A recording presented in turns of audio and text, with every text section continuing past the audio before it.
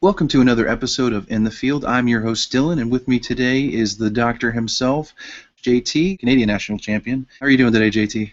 Good, yourself? I'm excellent. Excited to see what we have in front of us. We've got two strong players going at it, with Isaac on the left playing the Agent Joe team, and then on the right side is going to be Shadowmeld playing Parallax Power. Now, Parallax being a newer card from the set, this is a real treat, so we can get to see it in action. He's also got Fatality, so for those of you who are about to get the War of Light set, this will be a real treat just so you can see how they work in action. Now, what are your initial thoughts, JT, on these teams? Well, I'll tell you what, they're both direct damage teams. You're looking at Jocasta dealing her damage with an ability, and really the same on Parallax Power through Fatality, Pyro, and Vibe. So it'll be interesting to see how this works.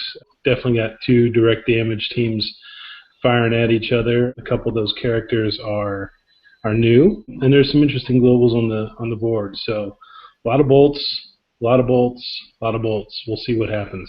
Parallax, just to let everybody know, this global, in case you haven't seen it, use an energy, reroll any number of dice before your attack step. So that's definitely we're gonna see a lot of that, I'm assuming, just to make sure that these teams get exactly what they need. So let's go ahead and get this game underway. Isaac won the roll-off, so Isaac, if you want to go ahead. Isaac's primary goal has got to be get Jocasta out and start churning that direct damage. It's interesting. He's got a character that I think will do him no good this game, and that'll be the shield agents. And Constantine may provide some help for him with some of the big hitters that Patrick brought, so we'll see. And there it is. That's Jocasta first buy. That's probably exactly what I would have done in that situation, is get her fast, start working towards that direct damage. Right, yeah, Jocasta being the super rare again, whose ability says the first time each turn Jocasta would be dealt damage. Instead, deal that damage to your opponent in a way, basically bouncing that damage directly into their face. And then Mr. Sinister Global says pay double bolt. Each player chooses one of his characters to take 3 damage. So not only is that player taking damage, but they are also possibly removing a character if they have low enough defense. Now, for this first roll for Shadow, we're seeing 3 masks and a bolt. We're not looking at any kind of ramp really other than Blue Eyes on these teams, so the pacing is really, I think, going to be determined by those character face rolls where we should see in a couple turns here. But with Shadow's team, what do you think is the initial direction he's going to have to head? He did buy a Vibe, but from there, where do you think he's going to go? So with the Pyro Global, the more bolt characters that he has, the more direct damage he can do. So he can draw those dice and roll for bolts. He can use Parallax Global to just keep continually re-rolling until he gets the rolls that he's looking for. Vibe's ability is when you roll a double bolt and do not re-roll it, then he deals damage to everything except you, even your own characters and the opponent. So he deals 1 damage for every double bolt you roll and don't re-roll. So given the ability to pull dice and roll them at will with Pyro's Global and to re-roll dice with Parallax's Global, it's really interesting and pretty powerful. Well, it looks like he's going for another Jocasta. He went ahead and blue-eyed his sidekick in order to pay the additional 2 energy to purchase Jocasta. So it does seem like he is fully committing to that strategy, at least for these first few turns. He does gain a little bit of ramp there with Blue Eyes prepping a die, and we are probably going to see a very similar action on the right side from Shadow. Fielding sidekick. Actually, he's just going to buy Fatality. Now, what are your thoughts on Fatality being new to the set here? Well, combined with Isaac's Global of changing your sidekick characters to bolts for the cost of just 1 bolt, that is super powerful. Direct damage, it's going to be tough to beat, I think, in set or out of set. There's only so many answers to direct damage. Some of them are really good, some of them are just kind of good. I am a little bit curious as to why he didn't spend one of those question marks to Blue Eyes the sidekick. Maybe he wanted a blocker. I'm not sure, but he could have Blue Eyes the sidekick to get a little bit of ramp. Either way, I think Fatality is a good buy. Definitely. And again, the bonus here may be the blocking that the sidekick will provide, at least, giving him a little more deterrent. So we're looking at 3 energy, 2 wilds, and a bolt with 2 sidekicks fielded for Isaac. With this turn, I mean, do you think you go after the Lord of D combo to try and redirect any kind of damage towards Lord of D, or where would you go? So Lord of D is really to remove targeted damage, and there's not a whole lot on Patrick's team that will target Isaac's characters. He may go Grundy just to get a form of removal. We'll see what he does here, but I think I would probably go that direction. There it is. Looks like it. Yeah, we've got a Grundy. Again, this Grundy being the removal card that came to be popular after the world champion Dean utilized it with Blue Eyes. So when Solomon Grundy is KO'd, other than by damage, so outside of taking direct damage from an attacker or blocker, you can KO an opposing character. We are seeing on Shadow's turn a vibe possibly being rolled. He does have 5 energy, and he's just going to spend it. I really like this Pyro because if you get your used pile filled up, what you're able to do is attack with him, roll everything in your used pile, and deal direct damage for the bolts that you roll. And with the Pyro Global, he's able to control a little bit what's in his used pile and what's not. So it's a fabulous ability, and Patrick really knows how to use it well. So as the walls begin to build a little bit and characters are in the bag, it'll be interesting to see what happens moving forward. Right, we are looking at a level, I believe that's level 3 Jocasta. Again, this character bouncing damage. He does have a perfect opportunity to go ahead and Mr. Sinister Global as well. Now, would you do that on your turn normally, or when would you use that? When's the most opportune time to use that global? Every time is the most opportune time to use it. So he may elect to wait and not give Patrick the ramp of the sidekick. I think in this case, I would probably do that because some of Patrick's characters cost a little bit more to field. You know, Fatality is the only one that he's got in his bag right now, so the ramp probably isn't as big of a factor. But if I knew he had Pyro and or Vibe coming, I wouldn't want him to have the opportunity to draw an extra die simply because I know that energy is precious, especially in fielding those characters. It does look like we're going to possibly see a Fatality on this turn. Now, her ability does exclude the wild energy side, so potentially, though, he can utilize the Iceman Global to turn those still into bolts to activate her ability, dealing 3 damage. Now, it's just a one-fielded effect, so once he's fielded her and had the bolts in his reserve pool, he then can spend them because during the main phase you can order of operation any way you like, basically. The thing he probably has to worry about, though, is she's a TFC of 2, so if he has to pay 1 to field her, that could create some issues. And so I look for him to, so he's not going to be able to use her ability. Even if he turns all those to bolts, he'll still have to pay 1 to field her. So that ramp, in that case, didn't hurt Isaac. Boy, you got to watch that. The fielding costs and having resource management in a game without a whole lot of ramp is really a significant thing. Now, on this turn, would you go ahead and zap the Jocasta and then attack, or would you not even attack, or what's the best move, I guess, for both players here? Well, I wouldn't zap the Jocasta. I'm not sure exactly what he's gonna do, but he could turn the mask and the sidekick into bolts and then start using Pyro's Global. And if he were... Actually, he maybe should have done that prior to fielding Fatality because he could have drawn and gotten the energy necessary. Right. Right. So that's interesting. And Isaac bolting off the sidekick is also interesting.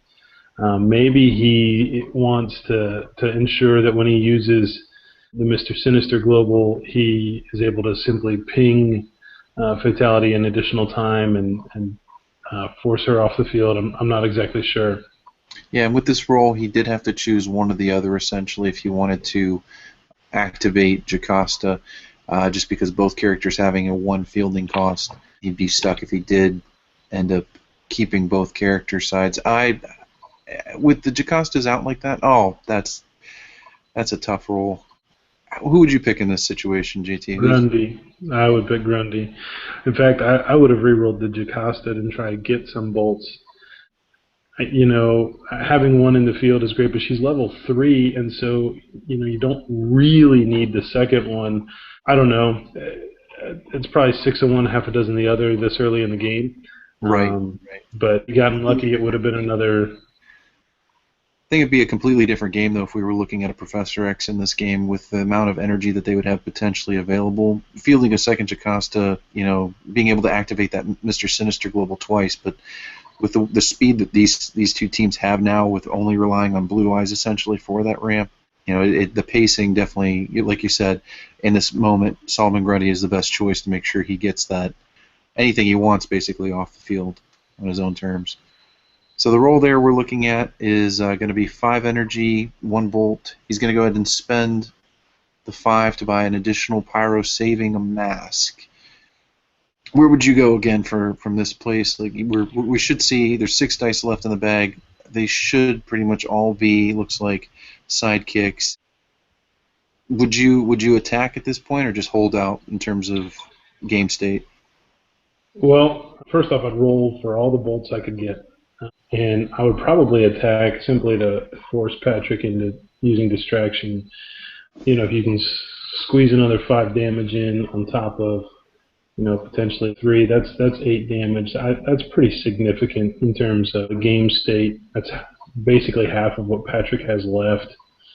Now he will use, I'm sure, the mask to distract, but he's going to go ahead and start with a Nasty Boy global, so dealing the 3 damage directly to him.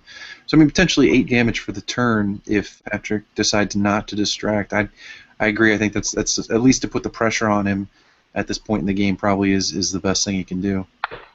Yeah. Now I might have used the Iceman global on the shield and the sidekick just to ensure that I could sneak another 1 damage in the next turn using Magic Missile to ping Jocasta at least once, especially with no ramp.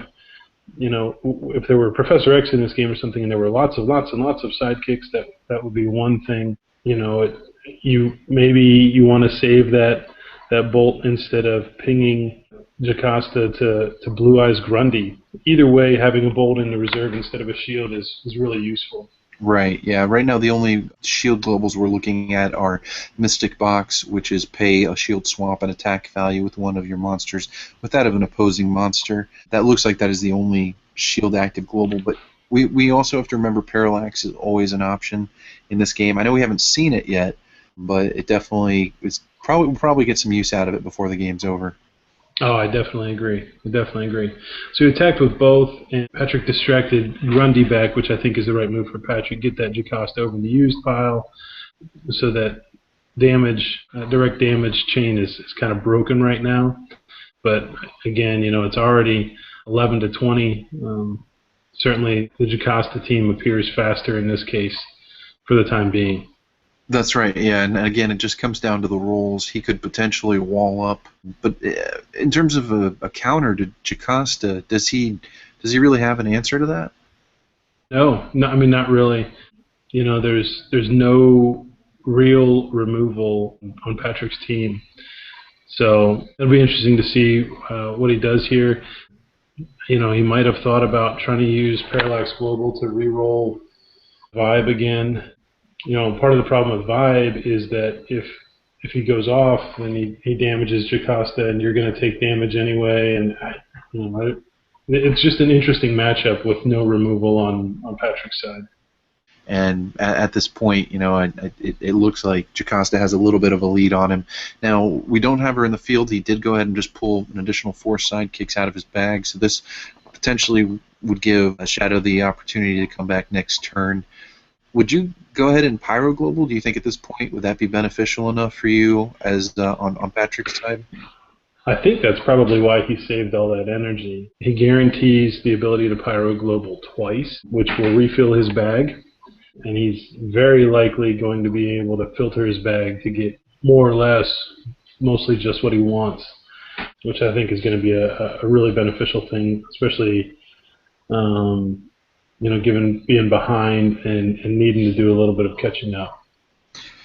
Yeah, and as Shadow's talked about it in the past, I know on the cast, the Pyro Global pay double bolt, draw, and roll 2 dice from your bag. Keep any bolt results, return the rest to your bag. So can you kind of break that down? Just give us a quick summation on like the benefits of that global there. Yeah, so if he's drawing characters or sidekicks, every character he's bought so far is a bolt character. So it'll either go back to his bag or roll more fuel for the Pyro Global. And since he'll be doing it on Isaac's turn, all the energy he spends goes directly to the used pile. So as he spends that energy, it goes to the used pile. If he's able to cycle his bag and pull some sidekicks out and pull those other characters in, it'll be beneficial. So we'll see exactly how it ends up working out, but I think that's definitely his plan. Isaac went ahead and purchased a Constantine Super Rare. While Constantine is active before your opponent clear and draw step, you may name a character. If that character is fielded the turn, ignore its text until the end of turn, and it cannot attack this turn. So that's definitely going to be helpful if we do see some attacks, or attempted attacks, I guess, on Shadow's side. But in terms of when fielded effects, that does shut down Fatality, and I guess that's pretty much it in Pepper. So that shouldn't be too harsh since he hasn't really invested too much into it. So it does look like he went ahead and did do the Pyro Global. He did pull a bolt with Pyro die itself, which he's going to go ahead and Iceman Global, turning those 3 sidekick dice into bolts, continuing that cycle to feed the Pyro Global in order to try, like you were saying, JT, to clear his bag out a little bit more. So. Yep, and so with those 3 bolts, he can trigger again.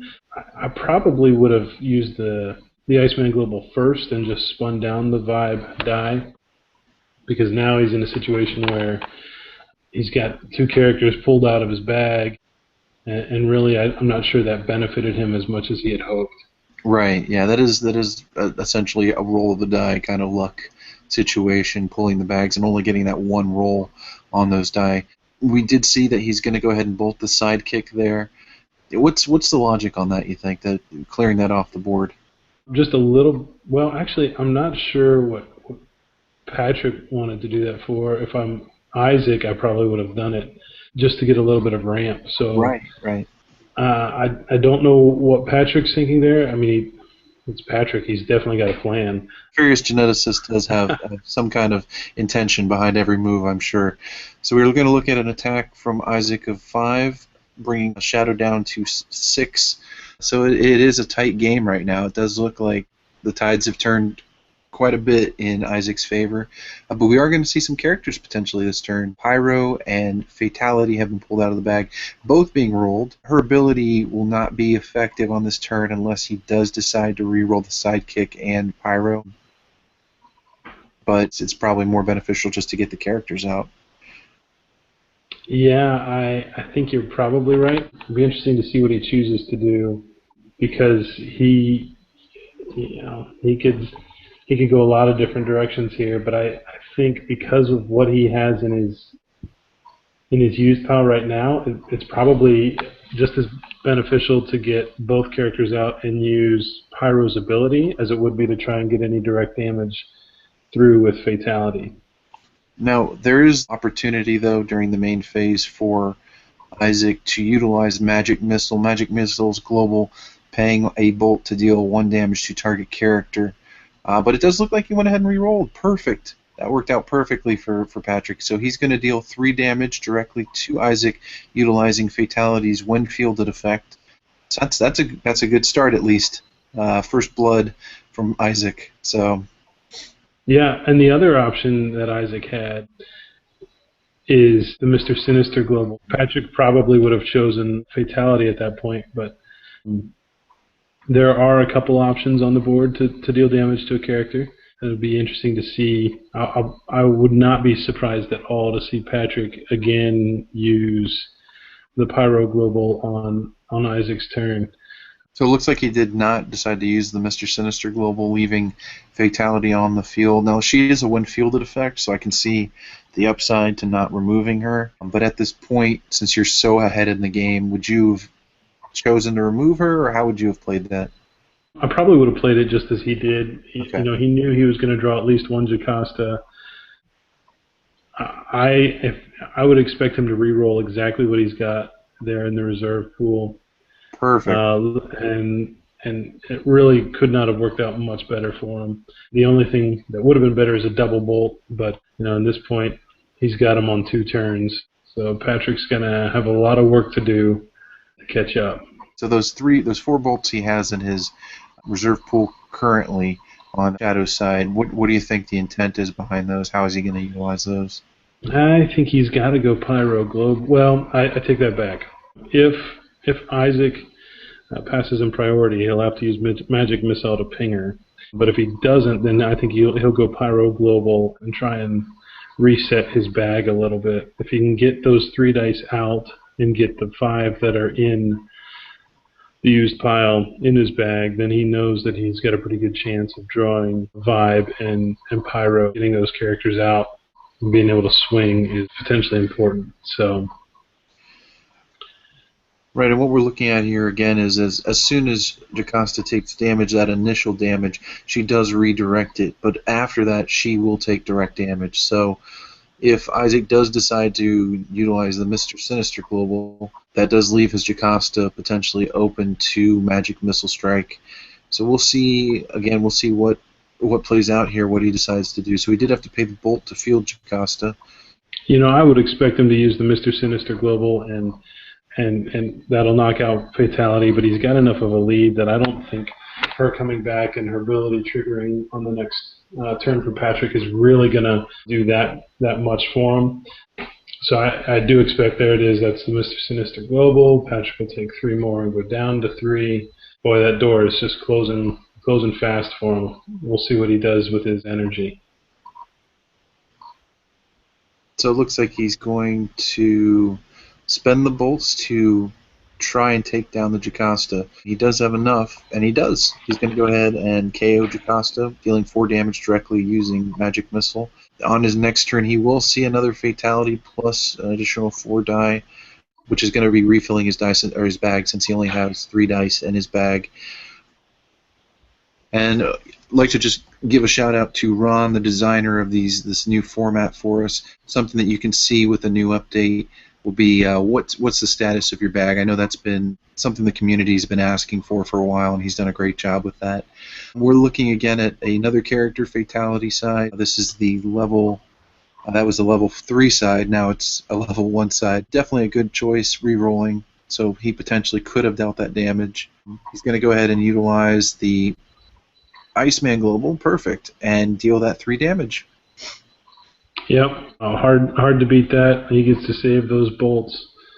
Maybe he'll trigger Pyro. Maybe he'll get a chance to Magic Missile Jocasta if Isaac misses on bolts for Mr. Sinister. So again, the door is open just a wee little bit, but I think this turn was probably gonna seal the deal.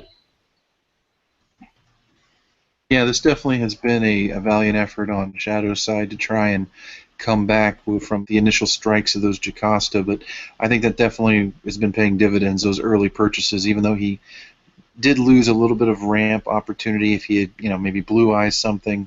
The Jocastas themselves are such a strong card, and I think really are a testament to their value in the meta for sure. There are, I know, plenty of counters to it, and unfortunately Patrick didn't have one in this game. It does look like he's going to be able to field the Jocasta with 2 energy to spare. Not enough to do Sinister Global at this point. Yeah, so I think the right move for Isaac is definitely to ping Jocasta after he gets her fielded. I don't know that it benefits him to spend that energy on buying anything. He can still save the mask for distraction on the next turn. If he saves them both, I won't be surprised, and I certainly won't accost him for it. I think there's a valid strategy. He could wait till the next turn to ping her, force Patrick to use his bolts to ping her. We'll see. So it looks like Patrick went ahead and ended his turn, foregoing the direct damage on Jocasta. He is going to roll a Pyro, so that potentially can give him some extra damage opportunity, and almost the 3 bolts there, but Again, that only happens when she is fielded. So that's a good turn in order to build up a wall at least. But at this point, being at 3 life, I mean, there's maybe a couple ways he can get around it. Potentially, no. I mean, he can't nasty boy. That would kill him directly. What would you do in the situation, JT? What's the... All right, we're going to see Parallax. We are going to see Parallax. So Parallax is global, allowing to re-roll the die, any number of die before your attack step. Since Fatality was already on the field when it is rolled, it remains on the field.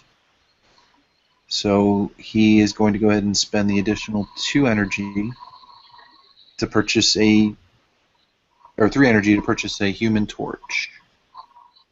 Yeah, now this Human Torch is one that probably doesn't see a lot of play, but it's the one where each time you field a character, you can roll a Human Torch die from your used pile, and if you roll a character side, it goes to your reserve pool. So it's a way to bring bodies in and wall up fairly quickly. I think Patrick just was looking to spend energy. I think he's pretty well aware that the Human Torch is probably not going to help him in this game. Right. So wait, it might, because here's Pyro's ability. So he will roll everything and deal 3 direct damage from Pyro's ability straight to Isaac. So there was a point to buying that die, and I have to be corrected in that. Isaac went ahead and distracted Pyro, but he's going to take the 3 direct damage, and he's going to block Fatality with Jocasta. So good move there by Patrick buying that Human Torch. Definitely a point behind that, and it worked out for him a little bit. Definitely. So we're looking possibly at the final turn here. It's just going to come down to either 2 bolts or just attacking directly into Shadow's line of defense there. And he did roll a Jocasta and 2 bolts. So that should be game. Yep, it looks like we're going to call that game, dealing 3 damage to Jocasta, putting Shadow under by 1. So we'll get our winner in here first. Isaac, how are you feeling about that game? So Patrick, how are you feeling about that game? I know that was a tough matchup there, not having a real strong way to remove those Jocastas. You know, what do you feel was the turning point in that game? The turn he held back 2 bolts to KO my Pyro before he could attack, when I had a used pile full of lovely bolt characters. Right. Like, I mean, I was already behind early, and I don't know, I just wasn't hitting it, and I probably should have Parallax Globaled a lot more often that game, but I was hoping characters would come up other than Fatality. Now, is there any positions on your team right now that you would probably reassess, you know, just based off this game? Is there maybe a spot you felt that you could have utilized a little differently? No, I sometimes wish I had a human paladin on my team, but then I remember, no, I don't. But it's rough playing an aggro team that is trying to aggro into a Jocasta. And I thought I had a good plan for it. It just didn't happen. It's interesting that the Jocasta team is actually an aggro direct damage team, right? Like, you know, there are counters that you want against aggro, and there's counters that you want against direct damage, and usually they're not exactly the same thing. Yeah, I definitely agree. Like, Jocasta can swing at you, but it's not about blocking or unblocking. It's about not taking the direct damage when you do block, or not letting her... Like, his Mystic Box is actually a really solid tool with Jocasta, because then his Jocasta's hitting you one way or the other for however much damage your characters deal, right? Because if you block, he's bouncing into your face anyway, and if you don't block, then he just steals it and hits you in the face with it. Well, and he rolled level 3 so often that even if you had a sidekick to block with, he'll swap it and you'll take 3 anyway. Right. So And and the Nasty Boy Jocasta combo is just so good. Such reliable damage. And had I known I was going to play Jocasta, I probably would have taken Iceman off my team because it just makes her so much easier to play. Because you can Iceman and get the bolts you need to guarantee you're doing at least 3 every time your turn comes up. Thank you so much. Again, it was a great matchup between you two. Let's go ahead and get with our winner, Isaac. Isaac, congratulations on the win. How are you feeling? Good, thank you. It was definitely a bolt-heavy game. Yeah, definitely from both sides. It was coming at you with the energy, the bolt energy. Do you feel like there was a real turning point in that game where you felt like you had it kind of locked up? I think there was the point where I had both Joe and Solomon on the field and was able to swing with, I think, 8 at that point. I felt like that kind of was my pressure point as far as getting some good damage in at that spot. And, I mean, I was getting the bolts when I needed them. I mean, my sidekicks were coming up just how I needed them to hit Joe for the Sinister. And like Patrick just said, I mean, Joe and Sinister are the combo. I mean, they're the team. They work together so well. Now, Isaac, I know you have this constructed for an event, but is there anything on the team that you would change, or after playing this other Bolt direct damage team, do you have any ideas of ways you might alter your team? So I have this constructed because I was playing a guy in Vassal last night and kept getting it handed to me, and so I made this to face his team. I don't know if you know who that was, JT. I might. That was kind of the reason that Shield Agents is on here. I mean, Shield Agents gives me the cheap double bolt. I just didn't feel like I needed to go that route. Initially, I kind of thought, first turn I should have grabbed the Constantine, but the first 2 turns worked so well to get 2 Joes and get 1 sidekick prepped that it was hard to pass up on that, and then get the Grundy the 3rd turn. I didn't need Grundy, but I mean, he was definitely a necessity on the team. Probably the only thing I would look at is, okay, Lord of D-Ring, there was nothing on Patrick's team that made me think I needed to field that, so I didn't even go after it. Yeah, that's what I was going to ask you, was about that in terms of assessing the viability of that on this team.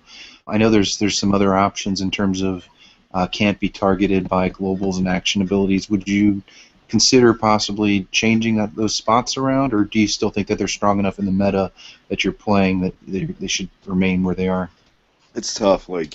So Lord D-Ring is still, I mean, one of my favorite pairs, but lately with our constructed events, I've been running Human Paladin and Captain America. If you're going to paper cut me, or if you're going to try and hit me with a bunch, I've got counters for both.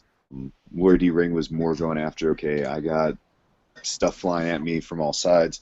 How can I calm that down? How can I make sure that doesn't happen as often? And so I kind of went back to, well, maybe I'll try this pair again and see how well it pairs up with a Jocasta or somebody that, I don't want Joe to get pinged. I want her out there, and I want to prevent the magic missile damage. I want to prevent anything that's going to try and, affect her from my opponent's side. So it's a great way, I think, to keep Joe from getting hit by the little one-shots.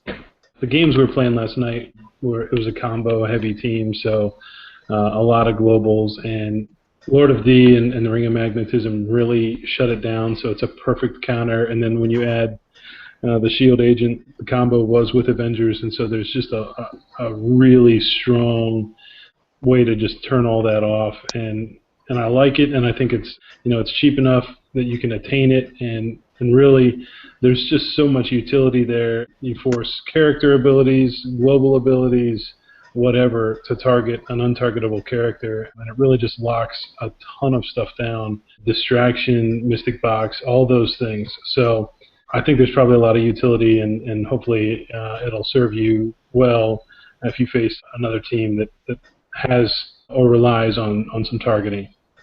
Yeah, I think that's what I was looking at. So I'd be interested to see how it lines up against that type of setup. Now, Isaac, I know JT was just saying, and you've built this for a matchup. So you have been using Vassal as a good test site. How do you feel using it online? What's your experience with Vassal? So absolutely love this new update. I mean, this board looks great. The dice count was really nice to have that up there, and it's great to see these War Light cards in here. Honestly, when I started playing and trying to prepare for Worlds events, I kind of hooked up with Patrick and played over Hangouts just with cards and actual dice, and this is so much quicker, so much easier to. I think we knocked out like 6 games in an hour last night, mostly because I was getting ran over quickly. But it was just, it's so much quicker to be like, oh, let me switch out 4 cards. So if you want to test, if you want to brew, I mean, this is the opportunity to do it. And most nights there's plenty of people on here. Well, again, I want to thank both of our contestants, Shadow and the winner, Isaac, putting on a good show for us. Again, if you want to see more of this, you can check out the Reserve Pool website, reservepool.com, and subscribe to our YouTube channel.